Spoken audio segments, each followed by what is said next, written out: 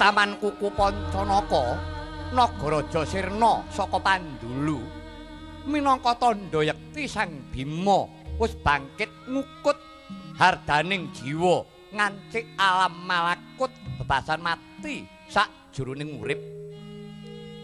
Sang Sena lumarap prapta ngarsaning Sang Ruci Bathara kena dayaning Sang Mardi Kengrat ayom ayem nikmat mupangat satata nitya mangkono awit purbaning kawasa.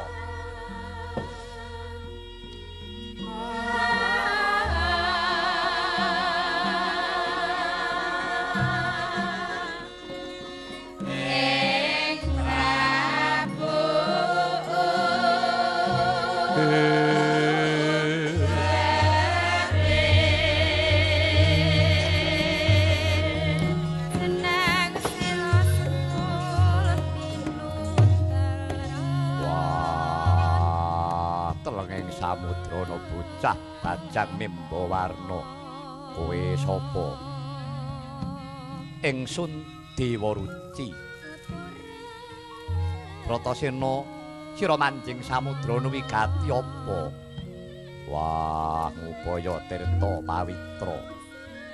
Bratasena, tirta pawitra iku banyu suci kang dumunung ing atimu dhewe. Atimu kang suci wis nora kabanda ing hawa nafsu dene wujute ya ingsun Dewa Ruci sayekti ya jati dirimu pribadi. Wah, lire kepriye Bratasena rikala sira manjing samudra katempuing ombak sinaraping naga parandene sira lulus arah harja iku minangka pratandha kalamun sira wis bangkit meper hardaning kanepson. Sira rumangsa apa ora Bratasena?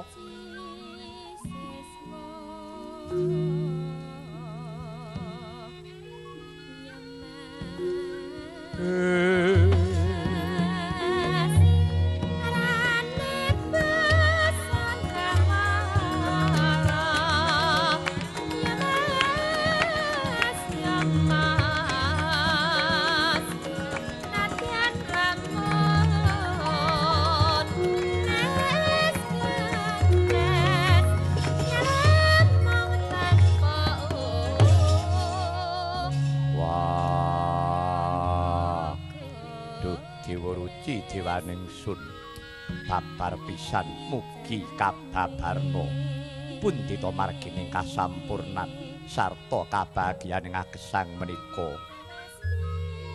Iya, Sirna, ingsun turuti manjinga guwa garbaning sun.